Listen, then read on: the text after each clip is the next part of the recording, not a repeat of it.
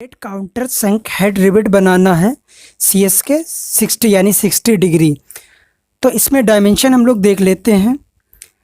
जो standard term है, जो भी रिवेट हम लोग बनाते हैं उसमें D इजिकल टू हमने लिया था 20 mm, यानी जो फ्लैट हेड काउंटर संक बनाना उसका डायमीटर 20 mm रहेगा। और जो रिवेट का हेड है उसका डायमीटर कितना रहेगा, capital D is equal to 1.5D, यानी 1.5 D इजिकल टू 20। तो इसकी कैलकुलेशन कर लेते हैं। 15 दूनी 30, ये 0, 1 के बाद पॉइंट यानी 30 mm।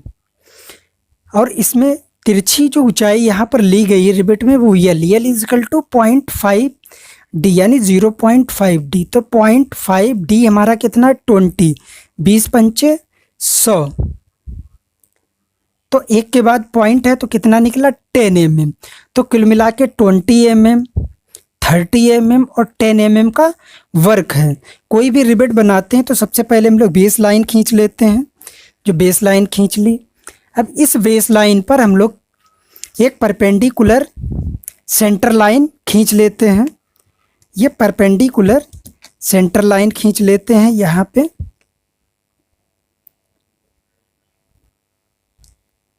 ये सेंटर लाइन हो गई।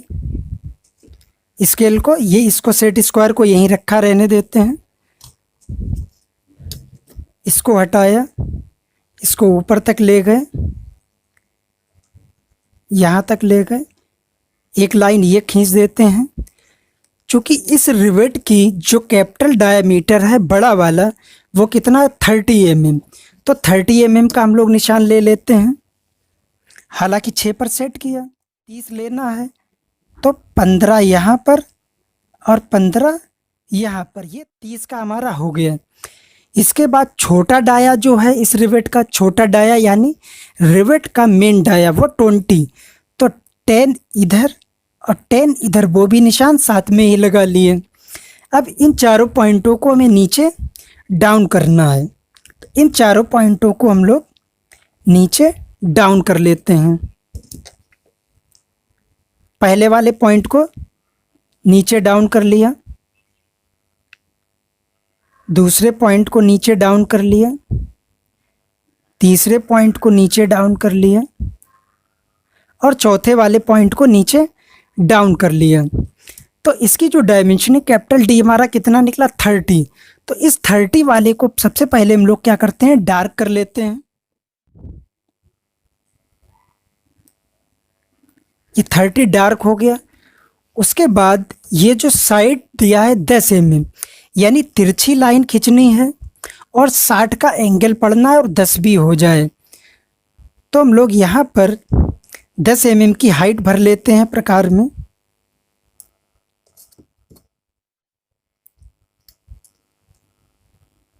जीरो और ये 10, तो यहाँ से हम लोग निशान लगाया। इस जो सेंटर बीच वाली लाइन पर काट रहा है, यहाँ पर जो रिवेट का डायामीटर है यहाँ से लगाया। जो रिवेट का डायामीटर है उसको काट रहा है यहाँ पे। इन दोनों निशानों को हम लोग क्या करते हैं, डार्क कर लेते हैं। और ये ऑटोमेटिक लेंथ हमारी 10 mm हो गई। इसको यहाँ तक और इस वाले पॉइंट को यहाँ तक डार्क कर लिया। उसके बाद ये जो दोनों पॉइंट हैं इनको आपस में इस तरीके से मिला दिया। अब इसके बाद यहाँ पर ये जो पॉइंट है वो हमारा नीचे डाउन हो जाएगा। इसको नीचे डाउन कर देते हैं। ये वाला पॉइंट भी हमारा नीचे डाउन हो जाएगा। इसको नीचे डाउन कर देते हैं। यहाँ पर CSK 60 काउंटर संक 60 है, तो 60 का एंगल के लिए हम लोग क्या करते हैं, यहाँ से यहाँ तक की डायमेंशन है हमारी। तो चूंकि समबाहु त्रिभुज बनेगा तो तीनों भुजाएं बराबर, तो ये भुजा हम लोग ले लेंगे बराबर के लिए। ये कट लगाया और यहाँ से ये कट लगाया। यहाँ पर हल्का सा इस तरीके से हम लोग खींच देंगे और दिखा देंगे कि ये 60 डिग्री पर है और ये हमारा 60 डिग्री हो गया। अब यहाँ पर हमें रिवेट को क्लोज कर देना है।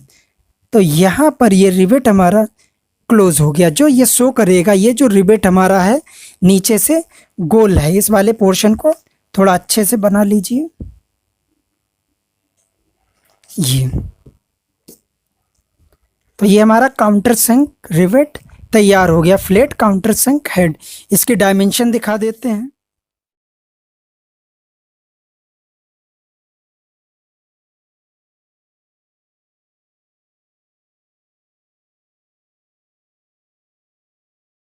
यहां से यहां तक ये हमारा कितना है, 30 या कहिए 1.5T।